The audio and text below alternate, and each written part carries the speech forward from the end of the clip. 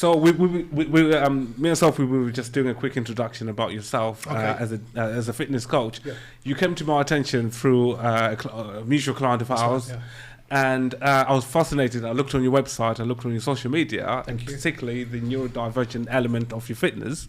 And I thought, you know what, that's something interesting. We need to bring you in to have a conversation about you and about your journey in this kind of field of ADHD. So maybe if we can kickstart with that, actually. So, just tell us a bit more about what brought you into this ADHD space. Okay, so I was diagnosed myself last year with ADHD, and that comes from my son has ADHD, and I noticed a lot of similarities between myself and him and myself as a child. So I it's kind of answered a lot of questions in my childhood, especially, and the way I act and how I think I'm the cliche. I feel that I'm different to other people. So that's kind of how that arose. But coming into it from the fitness side of things, I worked for the NHS in mental health for 3 years. And I saw the benefits, the powerful benefits that exercise brings to people with mental health issues. And it's just kind of naturally progressed from there into ADHD and autism. So, that's kind of where it comes from. Wow. So, what age were you diagnosed with ADHD? 45. 45. Yeah. Again, late diagnosis. Yeah. Sophie's the same. I was 49. You don't go 49. With the actual work that you do with your clients. So, do you want to tell us, particularly with the client group, the ones with ADHD, what kind of support do you give them through your fitness regime? So the exercise itself doesn't differ a great deal to neurotypical people. It's how you engage with the client. It's how from start you need to engage. You need to get like a nice format going, build the trust. Then I can engage the exercises. A lot of pushing, a lot of pulling, a lot of impact work, and I work through a different system. And towards the end of the session, I then start to regulate, especially the younger clients that I have. I then start to regulate them so they've had a rush of happy brain chemicals, and then they can leave happy and enjoy the rest of the day without being too elated. Does that make sense? Yeah. When you say younger clients, when you say younger clients, what's the youngest that you 6. work with? Oh wow! Oh, amazing. See, I didn't realise. I assumed you just work with adults. No, I work with adults as well. But the difference is the children come to me. And they're usually brought by carers, parents, or some sort of facility. So they don't necessarily want to be there to start with, and that's what I've got to engage straight away. Whereas adults, they come off their own back, they have an agenda, they want to lose weight, they want to learn to box, whatever it might be. So that's a lot easier.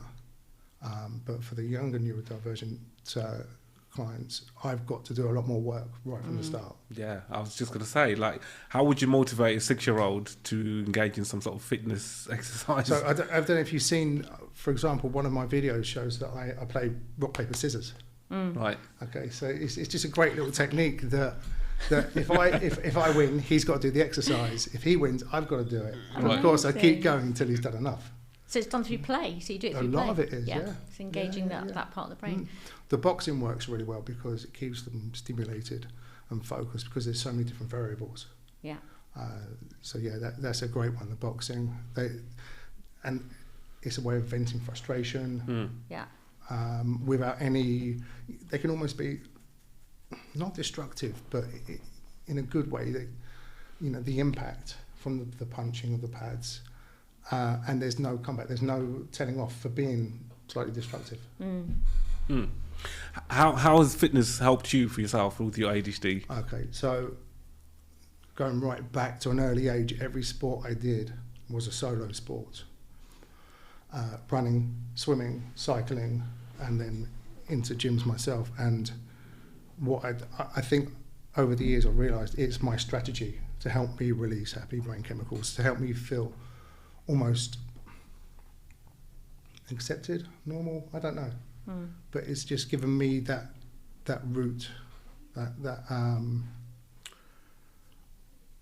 sense of assurance as well, maybe a sense of being able to communicate with others through exercise. Yeah. And that again naturally has just progressed and how I've helped other people. Yeah.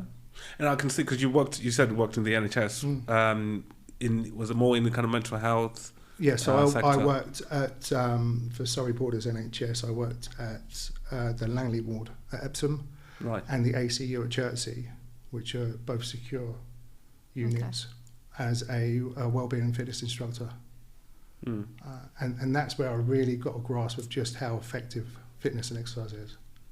Amazing. Not just physically, but obviously mentally. Mentally, yeah. Yeah. You also help clients, because I know you're a nutritionist as well, so you kind of devise nutrition program, diets and stuff. That's really individualised. It's asking a lot of questions, finding out what it is that they like to eat, trying to pick the best variables and work out from there a plan for them. Something structured. Okay.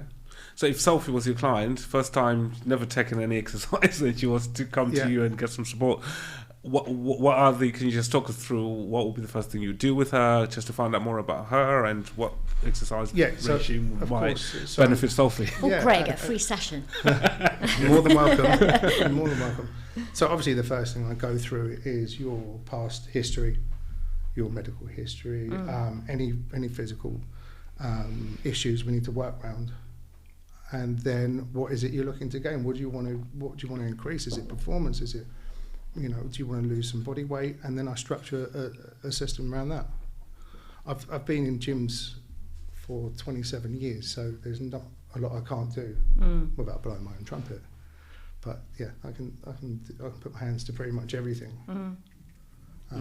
So it'd be a case of what do you want to achieve? I work out a plan from there, and then as we go on through session, I monitor our progress, and if I need to make changes, I will do.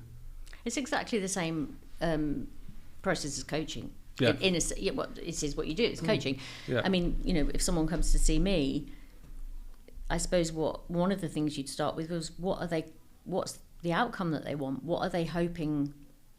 Exactly. To get. Yeah, exactly. Exactly that. We've got Joe Wicks and we've got James Smith. We've got those guys for neurotypical, but there's not many people out there for people with ADHD, autism, PDA that are pushing fitness, and it is so powerful. Yeah. The results are really, really amazing. What we can get out of a good training session. I think the difficulty, I don't know whether you find this, is that for a lot of people, especially if they are feeling demotivated and they are perhaps suffering with, an element, they may not be diagnosed with depression or anxiety, but getting started is really hard. And that feeling of, I'm not motivated, I don't feel like doing it, and getting them to the place where they know that taking an action will kickstart that motivation, but they just want to wait for the feeling. I want to wait till I feel like I can do it, I feel like I'm motivated. And it's got to be the other way around. It's like just taking that really tiny action. I think often that's the hardest bit, isn't it? Yeah, it is. But once I get something, so my studio is it's just literally myself and the client, or client and carer, parent, whatever it is. There's no interruptions, and we're in control between us. We control every element. So whether it's the heating, the lighting, music, fresh air, whatever it is, we control everything. So I try and make it a safe space, almost. So, like I say, there's no one watching us. There's no interruptions. We can just get on with what we want to do. You can say what you want to say, and I never let anyone apologise for anything. I never allow anyone to say sorry. It's just, we go for it. Can I make a comment about this? So I've always been into sport and fitness, although I would say at this particular moment in my life I'm doing less than I have for a long time. But I went through a period where I was very, very focused on it, and I worked with a personal trainer, and she was fantastic, and I loved the gym, and she changed gyms. She moved from the gym that I was at and started doing her sessions in another gym. no problem. It was a massive problem for me. I remember at the time thinking, this is pre-diagnosis, what is wrong with me? What is wrong with me? It's the same trainer, it's the same sessions, I love her, I love our sessions, I can see the benefit, and I had to go to this other gym and I hated it. I absolutely hated it. It was I don't know, it was the light or the heat or the surroundings or the unfamiliarity of it. I just didn't want to be there. And this is why I like to control everything with the client. If it's too bright, I've got dimmers. If the music's too loud, I can turn it down. Whatever it is, we can adjust. Yeah. And it's, it was not my trainer's fault at all. I didn't know what was going on. I just thought I'm a nightmare. I just thought what's wrong with you? She's just another gym. Just go.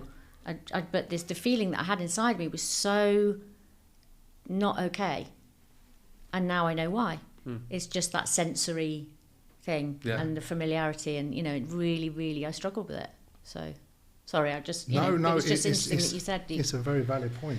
And when I look back in my life, I recognise the same thing as you're saying. Changes sometimes are difficult, and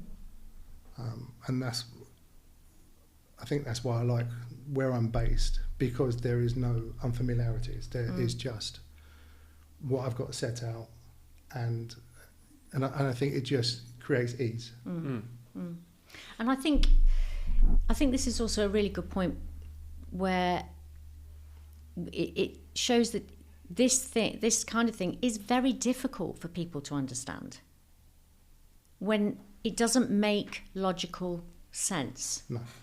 And this is where I try and steer away from neurotypical, neurodivergent, because I think it's separate. I don't like that separation. It's like you, them and us, it's not my approach, but I totally get why someone whose brain doesn't work like mine wouldn't get it. They go, it doesn't make logical sense, but it is my experience.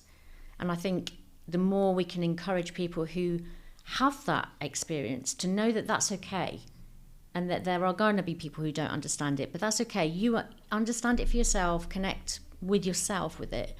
It's really important, and to feel confident that that's okay to feel like that. I like the point that you personalise it to the client, like what you're saying, for the temperature, the environment, and it's one-to-one as well. We live in a world where there's so much that goes on around, where you typically go to a shopping centre or out and about. There's so much sensory stimulation that could be going through. That can then impact an individual from taking part in an activity, in this case fitness, going to the gym, for example, in addition to the motivation, getting started and things. So, but I think this space that you're feeling, like as I said, I haven't come across any other fitness instructors out there, I don't know about you, Sophie, that are specifically targeting neurodiverse client groups and the age groups that you work with as well, and the kind of regimes that you incorporate to make it quite fun for people to want to take part in that. Every session, I like to think I've got a personal approach to every session and a personal connection to each of my clients, whether they're children or adults. And I like them to feel that they've got that comfort, instead of just being another client, on a conveyor belt, right, next one. It's not the case. Every client, I had a young girl this morning who has ADHD, and she's become a superstar. She's 11, and she just loves the box. Amazing. Absolutely loves it. And the smile on her face, as soon as she starts, is just incredible. And I get a bigger buzz of that as she does, as her mum does, as her dad does. I love it so much because I can see the result that the exercise is having and the benefit. And when you see a young child that is having a tough time and they come to you and they've got that amazing smile the minute they start, honestly, and that's what makes it so powerful. It's amazing, it really is. Definitely. I think exercise in general, it's good for everyone. It is. And I think to incorporate, even if someone is on medication, I'm sure you come across clients who are on medication, a combination of exercise and motivation and medication would be quite beneficial for them as well. And with your own, did you say you got 2 kids? I've got 3. Yeah. Oh, you got 3, right? Yeah. Okay. And how many have diagnosis of ADHD? So my daughter is autistic, and my youngest son is autistic ADHD. Right. Yeah. Yeah. Are they also part of the whole kind of fitness? Yeah. No, both of them. Yeah, they love to come to the studio. They love training. They love gaming as well. yeah. Typically that. Which we try to restrict as much as possible, but. They love it, especially my daughter. She's a massive, becoming a bit of a gym bunny at 11. Yeah. She really enjoys it. Yeah. Are you still working in the NHS, or have you completely left? No, I'm not with the NHS now. It's just solely my own form of therapy. And do you work with other people, or is it just yourself? Just myself. Right. And whereabouts are you based? Guildford. Local? Yeah, local, very local. Yeah. Yeah, just based in Onslow Village. I've got a studio there. Got an outdoor, a small outdoor park being built as well, so we can enjoy the sun. Lovely. When we eventually get some sun. yeah, that's right. And all the equipment I've got there is specific to what I do daily. I don't just buy equipment for the sake of it. Everything is multi-purpose, and everything is kind of geared towards my ADHD and autistic clients. A lot of sensory stuff. A lot of slamming, impact stuff, like I say, a lot of pushing, pulling, all the stuff that seems to really work well.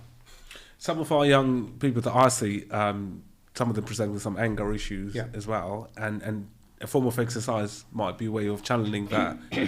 Not just the excess energy, but that fuel of anger inside them. Be it boxing or like taking on. So one example is a young lad who's 15 that I train now, and his schooling has turned around massively, according to his parents, because of what we do together, the boxing. He was regularly getting into trouble, getting detentions. Now, through what we do and the way he channels his anger with me, he's actually doing really well at school now for the first time. That's a positive. Yeah, it's got to be, right? I think we live in a world where everyone wants to be indoors. They don't want to exercise. You mentioned about gaming there, and it's hard to get kids off computer games and stuff, let alone think about engaging them in some sort of exercise.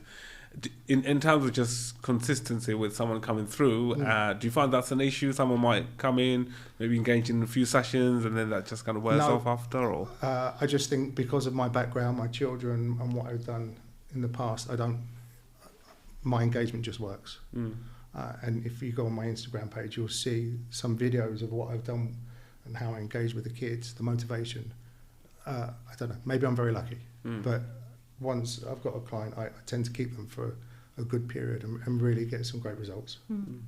Talking of Instagram, your phone's gone off. Oh, right, okay, yeah. What does that mean? Yeah, I need to press the button again. Keep talking, Sophie. Okay. No, it's fine. Well, the thing is, if clients stay with you, they don't stay with you for your benefit. They stay with you for their benefit. So that means something is working well. Yeah. It is that engagement. It's just, especially with the youngsters, it's just how you approach the session. It's how you talk to them on a level. You find familiarities, you find their likes. There's one young lad who's a massive Tottenham fan.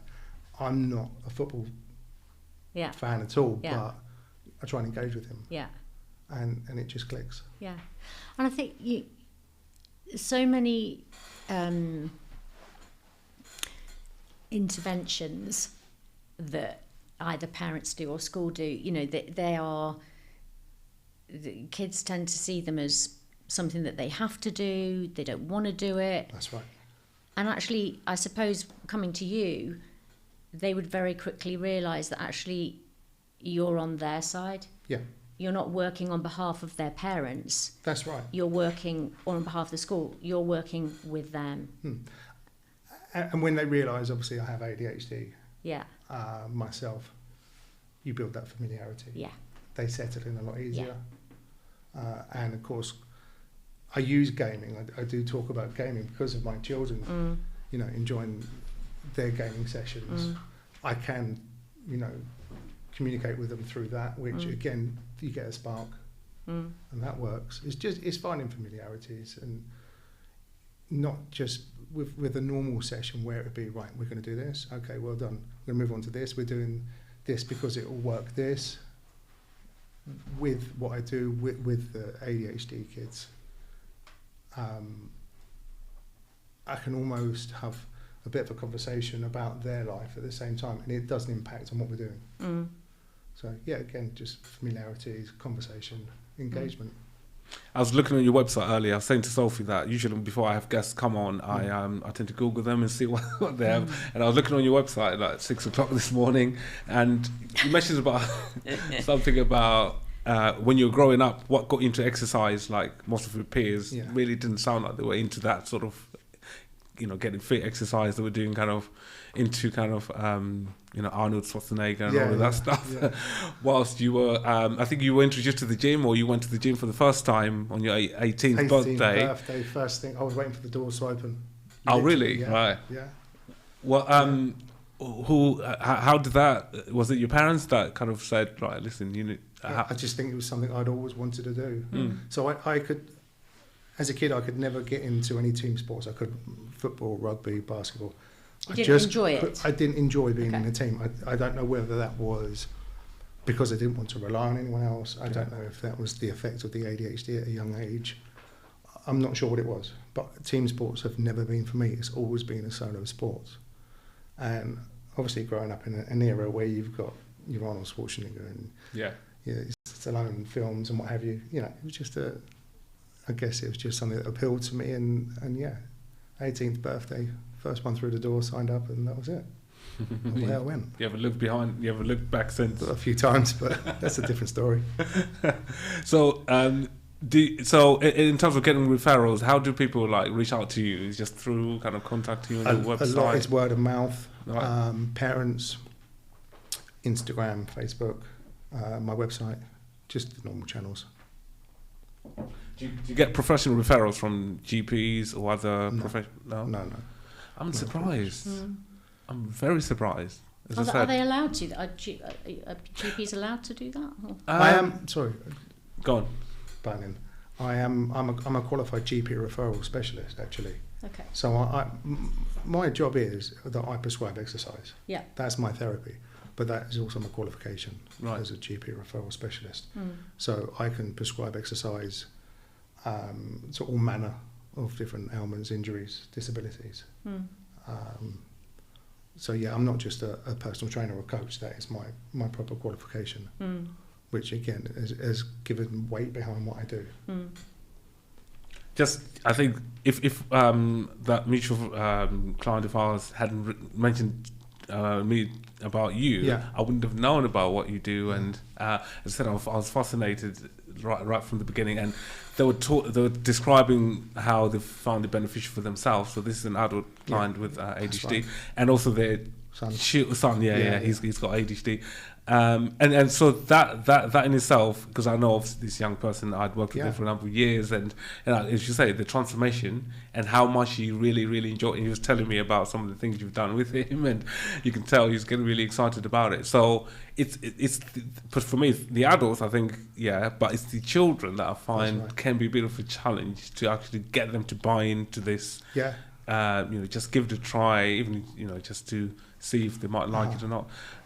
So that's in my head as you were talking there. That's why I'm trying to see how that might fit. How can I promote it to some of our clients to say, it might be worth, because exercise, I think everyone goes, and when you go to the GP, everyone kind of says, exercise is very important. People know that, but to actually take that step, like what Sophie was saying, to actually go, right, listen, I need to find a personal trainer. That is the challenge, isn't it? So the challenge, like I said, is I have that understanding. Yeah.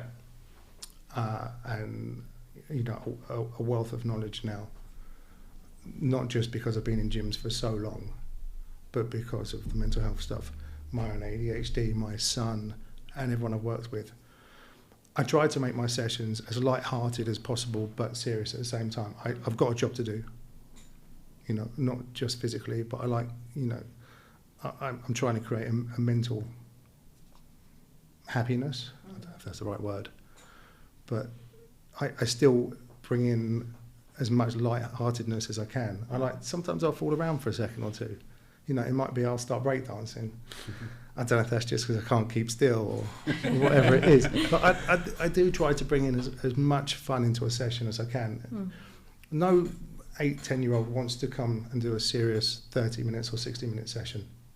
No. They don't want that. They want that bit of fun, a bit of silliness just for a second, and then back to work. Then a rest, then a bit of silliness if need be. Or, like I said earlier, the familiarity, the communication about the gaming or football or whatever it might be.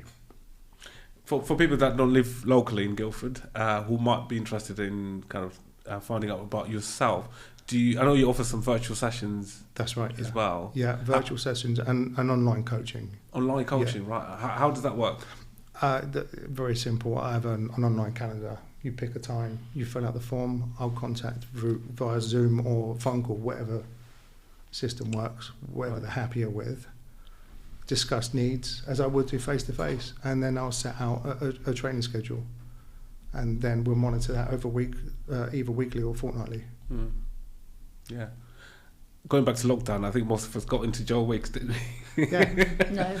Did you not? No. Oh yeah, I know. I think some of us overdid it, and I ended up having physio for my knees. So yeah, I agree with you. I think Joe Wicks. There's the mainstream fitness guys like Joe Wicks and stuff. So, I think he's done a fantastic job bringing fitness, right out into the world. But what I'm doing is slightly different. Just because I don't think people realise just what a great thing exercise is for our happy brain chemicals, for people that struggle to release those happy brain chemicals, and I just want to bring that out to everyone, even if it's someone that doesn't want to leave the house. I can still cater for them. I can still help them if they're not comfortable leaving the house and going into a public gym in that setting. There is a workout I can still do with you at home. It doesn't have to be in a gym. Obviously, it's beneficial, but it doesn't have to be. It's just getting people moving, get the heart rate up. And it doesn't. So it doesn't have to be presented as a workout, does it? No. It's just like you say. It is getting people moving, getting people into their bodies and out of their heads, which is, as we know, with ADHD. I think for most people that's their go-to. They're in the head. Yeah. The head is too busy. It's too noisy. It's too dominant most of the time. Yeah.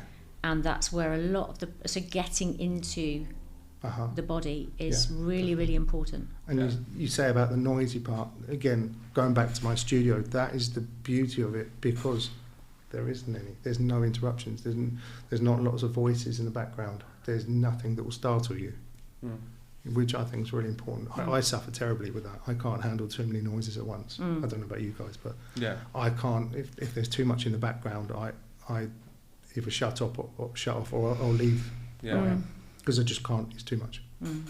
Do you ever work with schools, for example? Funny enough, I'm going to do a talk at a school next week. Okay. Just the benefits on exercise. Yeah. Just general or targeted towards neurodiversity or general benefits? Towards neurodiversity, yeah. Their pupils there.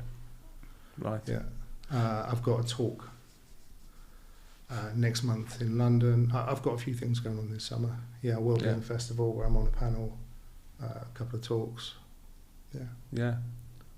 Do you only work with clients with a diagnosis of ADHD, or some of them you might then pick up? Because I know you've kind of sent us a few clients referrals. Is that because you were working with them and you kind of people question? I work with, yeah. Right. Yeah. Right. Yeah, they've obviously. I've got some of your leaflets actually in the studio, and they've seen them and they've inquired. Oh, I wonder why our referral rates went up. I do. I still do work with some neurotypical, but my passion, my love, it is with neurodivergent. Just because I think I get it.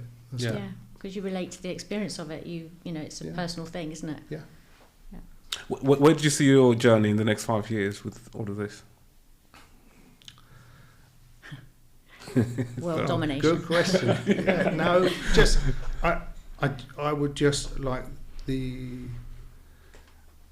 just like to be able to reach as many people across the country, and show them what they can achieve, and given that, increasing their self-worth, their assurance, their sense of normality, whatever it might be, whatever it brings to them, I'd like to be able to reach as many neurodivergent people across the country and help them in whatever way I can. No, 100%. I'm with you on that. So, do you have leaflets at all that you brought with you for us? No, I brought some business cards. Oh, you got business cards? I was going to bring donuts, but I thought it might not be a good idea.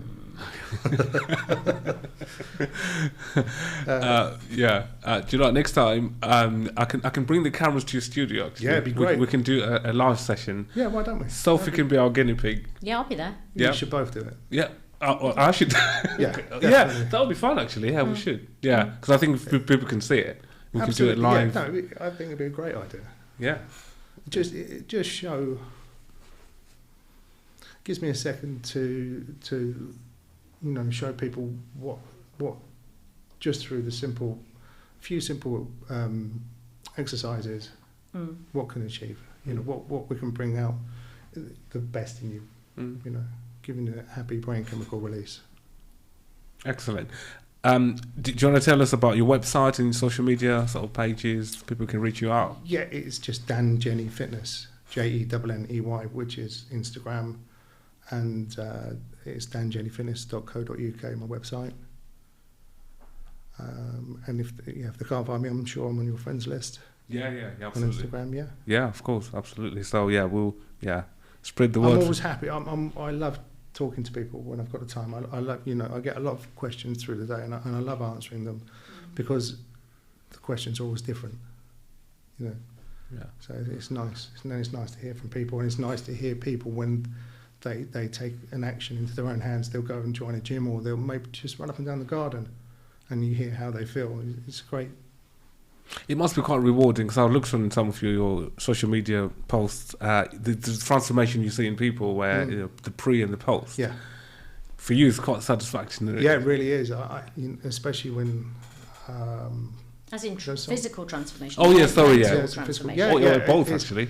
But I'm that type of person. I'm one of those that they'll mow the lawn, and when they're finished, they'll stop and look back and think, "Oh, I just did that. That's great." Yeah. I like to see that. Yeah.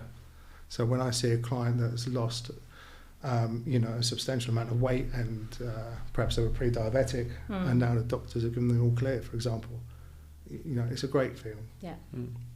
And if I can do that mentally and physically, it's even better. Excellent. Any final thoughts, Sophie? Anything you want to know from Dan? No, not really. I mean, it just kind of brings up a few things for me, because I was saying to Archie earlier that I was very sporty when I was young. I did a lot of hockey, did a lot of netball, did a lot of tennis, and I wanted to be a PT instructor in the army. Now I'm a flute player and a coach. It's really odd, but I've always loved moving. Yeah. I just enjoy being physically active. And I went through a period of time where I actually, when I was training with this, the personal trainer at the time, I started preparing for a bikini fitness model competition, as you do. This was pre-diagnosis, and I entered into it with just total obsession. I was just, and so I was doing lots and lots of weight training. I absolutely loved it. And now when I look back, I think it was so structured. The way the workouts were so structured. It was all about sets and reps and weight, and seeing the weight increase a little bit. And it was all about measuring your macros, and, probably not healthy in terms of, it's very difficult to live your life in a well-rounded way. It's not sustainable. For sure. But for me, in the way my brain works, I just loved it, because I understood all the concepts that went into it, what works what, what happens when you do this, what happens when you manipulate that supplement, and and so because I have ADHD, I'm also autistic, and I just loved it. It's the obsession side of things. I get that, and I see that all the time with my clients. It's to be aware of it. I'm aware of it now. This is pre-diagnosis, and I can see what was fueling that now. I'm not saying that I might do it again. I don't know, but I now can look back and go, yeah, makes sense. My approach to it now makes sense. So I was the same. I literally lived and breathed training. I could not miss a session. I would beat myself up if I missed a session. I had to be in bed at 9 o'clock. Had to be up at a certain time. I had to eat this. And we do become obsessed about things very easily. I do. I'm one of those people that, if I order something from Amazon, I'm checking daily. When's it coming? I can't wait for it to come. Can't wait to open it up, whatever it might be. And exercise definitely is something you can become sometimes too obsessive over. And you have to bring a little bit of balance to your life, which is something that I do make sure a lot of my clients do. Find something else, as well as the exercise. Find something else you can do to bring about your brain chemical release, that reward. But this is the knowledge piece that we were talking about, isn't it? As soon as someone knows what you're dealing with, as soon as you're aware, so this collection of things means that actually I have ADHD, then you can go, okay, so now this makes sense. So now I know this, what leads to this. Is that okay? Is that healthy? Do I want that? Or do I want to change it? And it's only when you have that awareness and you have that diagnosis and you have that knowledge that you can begin to do something about it. Before that, I mean, how would you know? You just I agree. Think, you end up with a label of being obsessive or difficult or... So going back to what I said, it was, I recognised myself, especially as a youngster, in my son. When brought about my diagnosis. I always thought I was in trouble a lot at school, but I wasn't actually. Now I look back, I was troubled, perhaps not troubled. Probably. Maybe Probably was troubled. And there's so many different scenarios now that I look back, because I was diagnosed late. I look back on things and I realise it makes sense what I did or why I did what I did. I don't know if you hear that a lot, do you? Yeah. Absolutely. We were discussing it before you came in as well, just about sometimes it's about the acceptance part of it once you've had the diagnosis, and some people might then tend to look back and go and start looking at some of the things that they've done and start questioning in a way you can understand yourself as to why some things have happened or led you to go down a certain path, but the key thing is then the acceptance of where you are now and accepting, okay, this is what I've got, and okay, how can I then use this to then spur me on going forward, which is... I think also, that's great what you said, because you also have then more acceptance of others as well. It makes it easier to understand other people and their reactions to things. Suddenly it's not quite what you think it is. Were people around you surprised when you got the diagnosis of ADHD? They're not, really? No, not one bit. Okay. And the funny thing, well, literally, as I was being told, you have ADHD, I was watching two pigeons in the garden. Classic. I was watching these two pigeons, and I was completely focused on something else. It was quite comical, but no one was surprised at all. Yeah, not at all. What support have you had post-diagnosis, apart from yourself kind of exercise and stuff? I think none really, and that's through my own choice, because I think I don't know if you'll recognise this, but over the years I've built up my own strategies in life, right down to where I put my car keys when I get home, that type of thing, and it's kind of worked well for me. So that is, nothing really, because of what I've achieved off my own back and how I've kind of lived my life. It's interesting. A lot of adults realizing or putting themselves forward for an ADHD assessment at the back of their children being diagnosed, isn't it? Sometimes you then wonder, had they not had the kids, that penny would have dropped at some point? No, I don't think so. I don't think, in my case, I don't think I would have. Yeah. I don't know.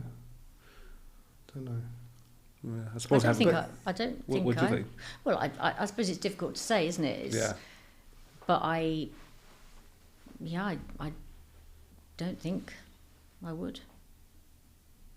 I suppose having kids in general tests your ADHD to the limit anyway, in general, just raising, having to contend with everything that comes with being a parent. So that can then maybe show you some of your traits even more compared to someone. I'm not saying someone with ADHD who has kids presents more with ADHD than people that don't have, but I suppose, that can then, seeing it in real time, your child going through the struggles and then making use that to question yourself and how you handle certain situations, and you start to think, if I was to get the diagnosis might make maybe things easier, I can understand my child a bit more and I can understand myself more, or maybe. I mean, I didn't know anything about ADHD until it was mentioned by the child psychologist that, was looking at us as a family and looking at my daughter. And I remember, years before that, going to the doctor and saying, talking about my daughter and saying, just don't know what to do, we don't know, and the doctor going, okay, well, go and have a look at this and fill this out, and it was an autism questionnaire, and we took it home, and I honestly can't remember when this was, but it was a long time ago, and we started to read it and we went, what? Did she sit in a corner and flap her hands? No. Does she line up her toys in a, is she, no, and we got about halfway through and went, no, it's rubbish. It's not her. Throw it in the bin. She's autistic. And she now has a diagnosis of autism. And it's so clear.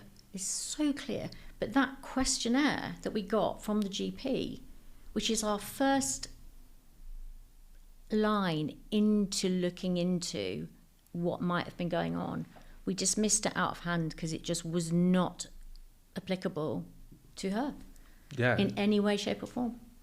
And that goes back to the actual term ADHD. Well, if I was to use the example of ADHD, that can be quite misleading as well. Yeah, absolutely. Someone reading the term and thinking, no, it doesn't. They might have issues that are not apparent as the hyperactivity or what the term ADHD describes. They might be struggling with emotional dysregulation or the executive functioning, which some of the rating scales and questionnaires that you're referring to doesn't really capture. So I can kind of understand where you can complete a questionnaire which might not be applicable, some of the traits described in there, but if there was to do an executive functioning questionnaire, for example, emotional dysregulation, that might then flag up more issues within that. So I think it's or if someone was even to go through that questionnaire with you and interpret it, so it's the same question, but maybe phrased differently or a different example, or because, certainly for me, I have a very literal brain. If there's a question there, I go, no, yes. I can't struggle sometimes to see outside of that.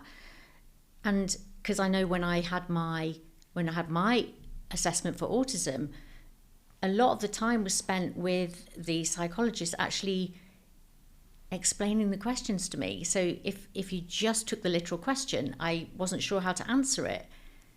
So we had to work around it, and that in itself tells you something, but it's just really hard. It's very, very hard. I'm not surprised that lots of people get missed. Talking of literal, funny you should say that this is us at home.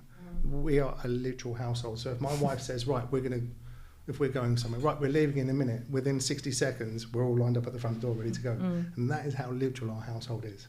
It's amazing. It's fun at times. And not others. How does your wife? How is she just understanding yourself in a neurodiverse household? My wife's a very brave, tough person. Yeah. No, she's extremely understanding. She's learned so much. She's done so many courses herself for her own back. Yeah. Mainly for her children. But yeah, she's very understanding. She copes really well. My son, he can be energetic at times, and she deals with it really well. She knows how to bring him down, how to regulate him. My daughter, hers is more social. They're both high functioning, both in mainstream schools. But yeah, my daughter, her is more of a social thing. But yeah, my wife, she's very amazing. She goes with a lot. She deals with a lot, and she deals with all EHCP, local authority, schooling, everything. She does an amazing job. Excellent, amazing. So yeah, just to round things off, I think for anyone, I'm just looking on our social media to see if there's any questions that have come through. I only got Instagram Live on here. I'm sure there's some questions that might be thrown your way. Sure. So what I'll do is, obviously, we've got your contact details, Dan, and we'll definitely stay in touch, and definitely want to record that live podcast, whatever you want to call it, at your studio. So you're based in, is it near where you live, or? Okay. Yeah, it's right where I live. Oh, sorry, that's quite handy. So my studio is built at the far end of my garden. Okay. So parking and everything is handy. Sounds great. Yeah. I haven't got to go far to work. That's all right then. Which is fantastic. Yeah. But yeah, I don't know if you've seen any videos of my studio, and I'll show you. I have. As I said, I've been. I follow we follow you on your social media, and I've looking on your website as well. It's good setup. It's a great setup. Like I said, I've got the outdoor bit as well, so we can enjoy the sun, which I think is very valuable. Is being able to train in the sun. Yeah. Just being outside. Yeah, absolutely. Excellent. Yeah. Well, thanks, Dan. Thanks for having me. I appreciate it. Nice to finally meet you. And you. Thank you. Sophie, as usual, always a pleasure. So, those are my guests that I've had, Sophie Johnson and Dan Jenney. Dan is a fitness coach, specialising with clients with neurodiversity. And I'm sure you work with other clients as well, or is that neurodiversity your kind of main area of speciality? It's my main passion, but I work with other clients. Other clients as well. What we'll do, we'll drop your contact details in the description of this podcast, and people can obviously watch it back because we've been live streaming on our social media platforms as well. So, guys, thank you. I'll let you go now. You can go and enjoy whatever's left of the sun now. Back to work. Back to work. Yeah. All right. Take care, guys. Cheers. Thank